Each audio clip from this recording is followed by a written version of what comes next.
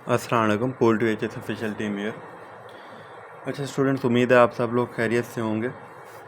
तो स्टूडेंट्स, मैं आज आपको एक वीडियो इस पे बनाना चाह रहा हूँ सेल के टॉपिक पे, सेल हिस्टोलॉजी पे, क्योंकि काफ़ी सारे स्टूडेंट्स के मैसेजेस आ रहे थे कि सर आपने हमें एपिथेलियम पे वीडियो बना के दी, कार्टिलेज पे बना के दी, बोन्स पे बना के दी, लेकिन आपने सेल के टॉपिक पे नहीं बनाई। क्या सेल करने वाला टॉपिक नहीं है, या इस वजह से नहीं आप बना के दे रहे, या इतना इम्पोर्टेंट नहीं है? इस तरह के क्वेश्चन स्टूडेंट्स की तरफ से आ रहे थे।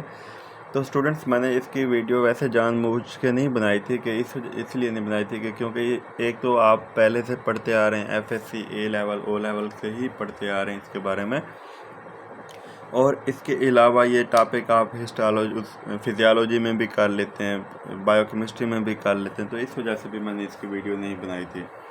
तो क्योंकि अब ये सिलेबस का हिस्सा है, तो इसका मैं कोशिश करता हूँ आज इसकी वीडियो बना देता हूँ ताकि आप लोग इसे देख सकें। स्टूडेंट्स, इससे पहले जो आप में से इस चैनल पे न्यू है, काइंडली चैनल को सब्सक्राइब कर लें ताकि अगले आने वाले जितने भी वीडियोज़ हैं वो आपको मिलती रहें। तो स्टूडेंट्स, अगर हम बात करें सेल के टॉपिक की, तो चैप्टर नंबर 2 की हम बात कर लेते हैं। इसमें से आपने सबसे पहले आपको पता हो कि इसकी शेप एंड साइज़ का पता हो सेल का, और प्रोक्रियाटिक सेल्स और यूक्रियाटिक सेल्स में डिफरेंस क्या है, इन दोनों चीज़ों का आपको पता होना चाहिए। और इसके अलावा अच्छा स्टूडेंट्स, ये आपको पहले भी बता दूं कि इसमें से आपके 1 या 2 एमसीक्यूज लाजमी होते हैं, तो इसको लाइट नहीं लेना इस टॉपिक को। वैसे आपको मार्किंग नहीं कराई गई थी, लेकिन आपने इसको करना लाजमी है। इसके बाद स्टूडेंट्स, हम बात कर लेते हैं सेल मेम्ब्रेन की। तो सेल मेम्ब्रेन का आपको पता हो कि इसमें प्लाज्मा लीमा क्या होता है, इसका पता हो आपको। फ्लूइड मोज़ेक मॉडल क्या होता है, इसके बारे में आपको पता हो। ये वैसे बहुत ज़्यादा इम्पोर्टेंट है, आपसे मोस्टली पूछा जाता है। इसके अलावा स्टूडेंट्स, अगर हम बात करें तो आपको पता होना चाहिए इंटेग्रल प्रोटीन्स का पता हो, पेरिफेरल प्रोटीन्स का पता हो कि इंटेग्रल प्रोटीन्स क्या होते हैं, पेरिफेरल प्रोटीन्स क्या होती हैं, इनके बारे में पता होना चाहिए। ट्रांसमेम्ब्रेन प्रोटीन्स के बारे में पता हो। यह आपसे एमसीक्यूज़ में अक्सर पूछा जाता है, तो इसलिए आपको इन सब चीज़ों का पता होना चाहिए। उसके बाद अगर हम बात करें तो वन पास प्रोटीन्स का आपको पता होना चाहिए यहाँ से। इसके बाद आपको मल्टीपल प्रोटीन्स का पता होना चाहिए कि मल्टीपल प्रोटीन्स क्या हैं। इसके बाद स्टूडेंट्स, अगर हम बात करें तो इसमें आपने ये देख लेना है कि ग्लाइकोकैलिक्स का क्या रोल है, जिसे हम सेल कोड भी कहते हैं। और इसके अलावा आ जाती है इसमें बात, हम देख लेते हैं कि नेक्स्ट पेज पे जो चीज़ करने वाली है। तो इसमें से जो नेक्स्ट पेज से आपने करनी है स्टूडेंट्स, आपने इस डायग्राम को लाजमी देख लेना है। ये सारी चीज़ें जो भी सेल मेम्ब्रेन में लिखी हुई हैं वो आपको यहाँ से मिल सकती हैं। इसके बाद आपको ये पता हो कि पैसिव ट्रांसपोर्ट क्या होती है, पैसिव डिफिजन क्या होती है, फैसिलिटेटेड डिफिजन क्या होती है, सबका पता हो। इसके बाद स्टूडेंट्स, आपको ये लाजमी देख लेना कि सिंपल डिफिजन में और फैसिलिटेटेड डिफिजन में क्या डिफरेंस है, ये पता होना चाहिए। चैनल प्रोटीन्स क्या होती हैं, कौन कौन सी होती हैं, इसका भी आपको पता होना चाहिए। इसके बाद स्टूडेंट्स, आपको एक्टिव ट्रांसपोर्ट का पता हो कि एक्टिव ट्रांसपोर्ट में किसकी वजह से होती है, कैरियर प्रोटीन्स की वजह से होती है, यही एमसीक्यू आता है। और कौन से आइंस होते हैं, सोडियम आइंस, ये सब कुछ देख लेना है आपने। इसके अलावा आपने एंडोसाइटोसिस करनी है। यहाँ से एंडोसाइटोसिस में पैनोसाइटोसिस और फेगोसाइटोसिस का यहाँ पे पॉइंट होगा, तो वो भी आपने देख लेना है। हाँ, नेक्स्ट पेज पे ये वाला, ये इसकी टाइप्स हैं। आपने जस्ट इनके कंसेप्ट लेने हैं कि इनमें क्या डिफरेंस है, और उसके बाद लाइगेंड्स का पता हो। इसके बाद स्टूडेंट्स, हम बात कर लेते हैं इसमें रिसेप्टर मीडिएटेड एंडोसाइटोसिस में आपने लाइगेंड्स के रिलेटेड देख लेने कौन से होते हैं। कार्गो रिसेप्टर के बारे में ये आपसे एमसीक्यूज पूछा जाता है। क्लैथरिन के बारे में आपसे एमसीक्यूज मोस्टली पूछा जाता है। उसके बाद फेगोसाइटोसिस की बात करें तो फेगोसोम के बारे में पता हो, फेगोपोलिसोम के बारे में पता हो आपको।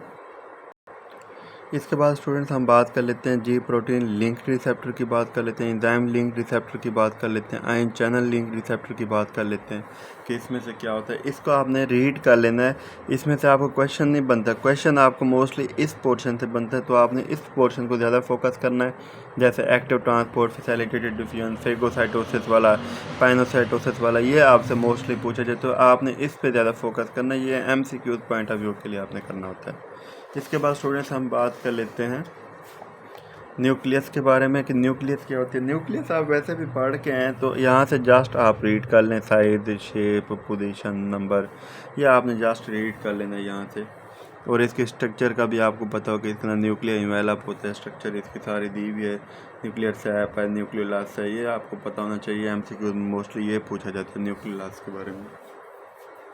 इसके बाद स्टूडेंट्स अगर हम बात करें न्यूक्लियर इन्वेलप के बारे में, तो न्यूक्लियर इन्वेलप में आपने देख लेना है कि इसमें क्या क्या आता है, जिसमें आपने देखना है कि ये पेरी न्यूक्लियर सिस्टर्नल स्पेस क्या होती है, न्यूक्लियर लैमिना क्या होता है, इसमें ये देखना है आपने। और इसके अलावा न्यूक्लियर पोर्स क्या होते हैं, न्यूक्लियर पोर्स कम्प्लेक्स क्या होता है, ये सारा आपने देखना है।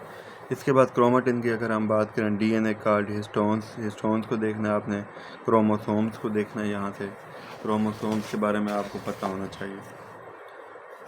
इसके बाद स्टूडेंट्स हम नेक्स्ट इसके टॉपिक की बात कर लेते हैं। इसमें आ जाता है हेटरोक्रोमेटिन, euchromatin, compact nuclei and vesicular nuclei के बारे में आपको पता होना चाहिए। न्यूक्लियोसोम के बारे में पता होना चाहिए यहाँ से कि न्यूक्लियोसोम क्या होते हैं। एमसीक्यूज़ में आपसे पूछा जाता है, तो आपने इसका एमसीक्यूज़ पॉइंट ऑफ व्यू से करना होता है। इसमें से आप क्रोमेटिन फिब्रिल के बारे में आप देख सकते हैं। क्रोमेटिन फिब्रिल क्या होता है, बार बॉडीज़ क्या होती हैं, बार बॉडीज़ के बारे में आपको पता हो। पार्स ग्रेनुलोसा क्या होता है, पार्स फाइब्रोसा क्या होता है, इसके बारे में आपको पता हो। या आपने जस्ट ये मोटी मोटी चीज़ें जो आपको बताई गई हैं ये आपने करनी है। इसमें से न्यूक्लियर ऑर्गेनाइजर का पता हो, एमसीक्यूज़ में आपसे पूछा जाता है।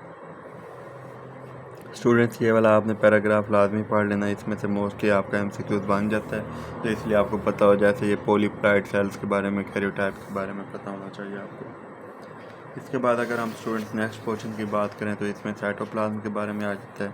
साइटोप्लाज्म में साइटोसोल का पता हो, ऑर्गेनेलिस का पता हो, इंक्लूजन्स क्या होती हैं, साइटोस्केलेटन क्या होती हैं, ये सारा आपको पता होना चाहिए। और इसको आपने रीड कर लेना है। ये आपने वैसे पहले से किया हुआ है, बस जस्ट आपने इसको रीड ही करना है, तो आप इसको रीड कर सकते हैं।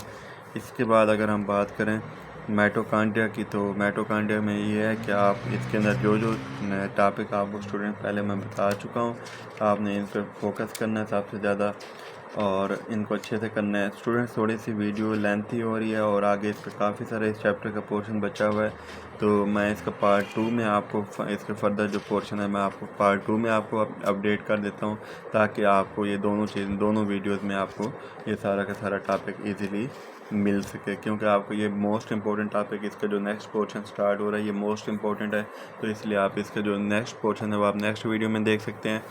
और बाकी स्टूडेंट्स आप में से जो भी इस चैनल पे न्यू है, काइंडली चैनल को सब्सक्राइब कर लें, ताकि अगली आने वाली जितनी भी वीडियोज़ हैं वो आपको मिलती रहें। ओके, थैंक यू, अल्लाह हाफ़िज़।